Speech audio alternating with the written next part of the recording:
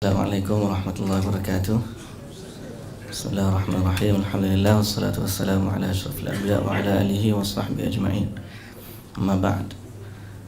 Jadi ini sebenarnya sebahagian daripada aktiviti ikhwah di Baitus Salam, yang mana dia jemput ana untuk menyertai. Dan sebenarnya alhamdulillah kita sangat-sangat bangga dengan ikhwah yang ada inisiatif untuk melakukan kerja-kerja kebajikan, kerana inilah agama kita sebenarnya. Dan saya juga terima kasih kepada Kedai Amal Akhirat yang juga saya agak banyak terlibat dengan program Kedai Amal Akhirat untuk dakwah di Thailand dan sebagainya. Cuma sedikit pengalaman lah, waktu saya pergi ada beberapa isu yang saya mungkin nak ketengahkan kepada tuan-tuan sekalian. Yang pertama, isu mereka apabila kami minta pergi ziarah tu, kita tanya ada tak program-program keagamaan yang mungkin kita boleh sumbangkan, sebab kebanyakan pelarian adalah Muslim. NGO yang menjaga diorang ni bukanlah bina NGO tu di atas agama, tetapi di atas kemanusiaan. Apa yang tuan-tuan tengok tadi, salah satu daripada bilik adalah bilik kaunseling untuk kanak-kanak yang trauma. Dan sebahagian daripada trauma, bila kita tanya tentang nak share berkaitan dengan agama, dia kata kita sini tak cerita tentang agama, sebab sebahagian mereka berlaku trauma dan dikaitkan dengan konflik agama. Okey, konflik tu dikaitkan sebab pertembungan antara, kalau di Syria, Syiah dan juga Sunni. Ada yang mereka yang tak faham, dia akan anggap bahawa ni konflik agama dan kita tak nak melibatkan agama, sehingga dia kata kita tak ajar pun agama sini, dan kita ajar benda-benda basic, bagaimana dia nak menyambung hidup dia. Di situ saya rasa agak sedikit terkilan lah. Dan Abang Reza pun cakap kebanyakan mereka adalah Muslim, kenapa kita tak sumbang? Dan dia kata itu dasar kita lah. Kita nampak sebaliknya, kita nampak kita yang perlu lebih terkedepan dari mereka, sebab mereka adalah ikhwah kita, saudara-saudara kita, yang mereka telah dihalau daripada negara mereka dan datang menumpang tempat kita. Of course, mereka tak mampu sumbang semua. Dan saya pun cakap kepada Abang Reza, mungkin ini adalah kerjasama untuk kita mula menceburkan diri nak belajar daripada mereka. Tapi hakikat akhirnya kita perlu sebuah NGO Islam yang menyerlahkan nama Islam dalam membantu agama Islam. Dan alhamdulillah ada sahabat-sahabat kita yang buat kerja amal macam Kedai Amal Akhirat, Muslim Care, dan seumpama dengannya, Maika. Satu. Yang kedua,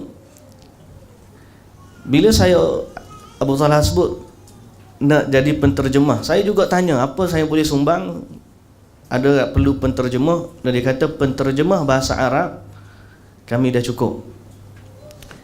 Yang kami tak ada ialah penterjemah bahasa Parsi. Bila saya dengar Parsi, saya terkejut juga. Saya tak salahkan dia, sebab Afghanistan mereka juga bercakap dengan bahasa Parsi. Orang Afghanistan, sebahagian daripada Afghanistan, mereka bercakap selain daripada bahasa Pashto, mereka juga bercakap dalam bahasa Parsi. Cuma bila nak cari penterjemah Parsi, yang ada ialah Iran dan orang yang pernah belajar di Iran. So saya pun jadi muskil. Bukan nak salahkan dia orang buat di atas dasar kemanusiaan, tapi ada pihak-pihak yang mungkin akan ambil kesempatan daripada lompang yang wujud tu.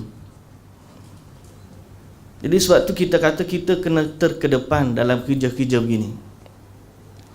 Melibatkan diri dalam kerja dakwah adalah sebahagian daripada tuntutan Islam. Bagaimana kabilah Mudar datang jumpa Nabi dengan pakaian koyak rabak, seret pedang dan sebagainya, sehingga berubah wajah Nabi SAW. Sedih melihat ke mereka. Bila ada sahabat yang bagi satu bekas daripada kurma, Nabi sangat-sangat gembira. Sehingga Nabi sebut man sanna bisunnatin hasanah ila akhir hadis. Siapa yang memulakan kerja amal yang sunnah yang baik, dia akan dapat pahala, sehinggalah orang yang buat juga dia dapat pahala orang tu. Dan siapa yang buat, hadis tu datang berkaitan dengan bantuan kepada orang yang susah. Selepas daripada tu berubah wajah Nabi kegembiraan. Bayangkan andai baginda melihat situasi umatnya pada hari ini. Situasi anak-anak kecil yang terkebil-kebil dibom tanpa tahu kenapa mereka dibom. Datang tempat kita, naam, mereka struggle. Saya tanya bagaimana kehidupan mereka, dia kata kita bukan tempat yang kumpulkan mereka di sini. Mereka duduk bertebaran dalam KL. Datang minta bantuan. Boleh bagi beras sikit, minyak sikit, gula sikit, tapi mereka struggle sebab kos hidup di Kuala Lumpur sangat tinggi. Kita tanya juga kenapa dia tak pergi tempat lain. Dia nak pergi tempat lain mana? Sebab di sinilah masyarakat yang dia boleh adapt, boleh masuk dengan masyarakat. Orang boleh bahasa Inggeris, ada orang boleh bahasa Arab, ada sebahagian boleh bahasa Parsi. Kalau dia duduk di curuk-curuk kampung, dia nak cakap dengan siapa? Tapi sebagai nilai yang dia kena bayar duduk di KL ialah harganya sangat tinggi. Satu rumah duduk 2-3 keluarga. So benda-benda begini ialah kita buat apa yang kita mampu. Cuma kena letak dalam diri kita sebagai orang yang pejuang-pejuang agama, orang yang nak menegakkan sunnah Nabi SAW. Kita gerakkan kerja amal. Satu, kalau boleh, matlamat saya, kita boleh buat satu gerakan gabungan antara NGO Islam. Kita boleh buat sampai mereka ada doktor, ubatan-ubatan yang semuanya percuma. Datang register, cuma. Kita sebab kita tak ada doktor, kita tak ada klinik, kita hanya boleh sumbang ubat kan. Kalau boleh buat macam tu, mungkin ada, saya tak tahu, wallahu ta'ala alam, tapi kita boleh gembling tenaga. Satu. Yang kedua, saya juga minta siapa-siapa yang ada kemahiran dari sudut rakaman ni ke, dari sudut buat siaran, rancangan TV, kita nak promosikan benda ni dalam bentuk yang lebih interaktif sebagaimana yang dibuat oleh Khawatir Syughairi buat, ataupun Laukana Bainana tu kan. Mana dia bantuan-bantuan ni diketengahkan dalam bentuk promosi rancangan kebajikan. Dan para pemuda saya kira ramai apabila nampak benda-benda dibuka, mereka akan turut serta dan kita menampakkan Islam yang lebih syumul kepada masyarakat.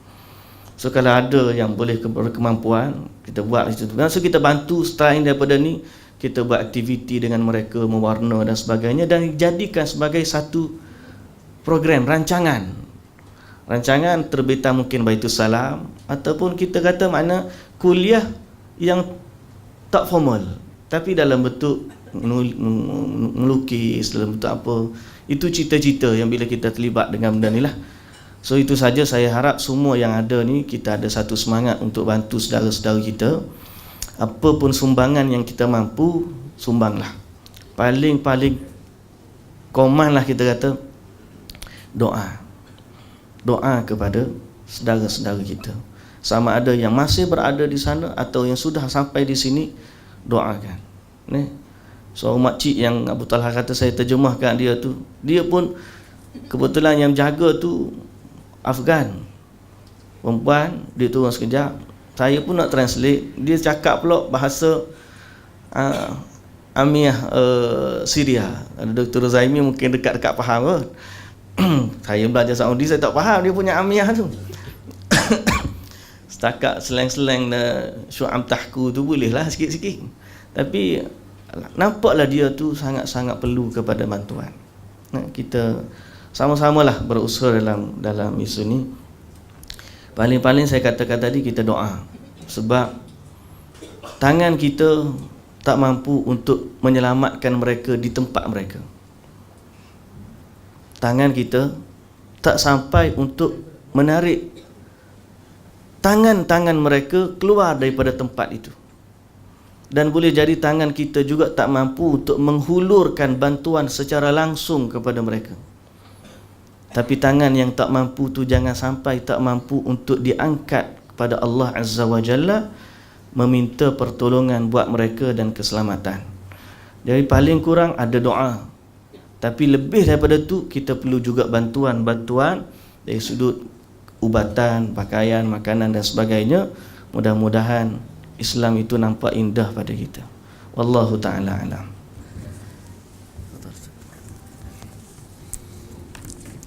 Okey. Terima kasih kepada Ustaz Hashimi. Saya tak ada nak sambung panjang kerana kita pada slot yang kedua. Cuma apa yang saya nak katakan ialah sekadar yang kita mampu kita berilah bantuan, kerana pada masa inilah kita akan rasakan besarnya pengorbanan Ansar, yang mana bantuan hari ini kita tak minta pun untuk kita sediakan rumah, beri tempat tinggal, duduk dengan kita. Cuma kita minta berikan sumbangan yang kita ada, dan mereka tak tinggal pun dengan kita, mereka ada tempat mereka sendiri. Jadi permintaan ini sebenarnya tidaklah sebesar permintaan muhajirin daripada Ansar. Maka kita berilah bantuan sekadar yang kita ada. Kita tunjukkan semangat ukhuwah Islamiah, yang mana mereka memerlukan bantuan kita. Mereka diuji dengan Allah. Hari ini hari mereka dan kita bantu. Kita tak tahu, mungkin akan datang hari kita, yang mana kita juga mengharapkan orang lain untuk membantu kita. Jadi cukup dulu daripada saya. Jadi saya serahkan balik pada Abu Talha. Mudah-mudahan projek ini berjaya dan mendapat pahala daripada Allah Azza wa Jalla. Assalamualaikum warahmatullahi wabarakatuh.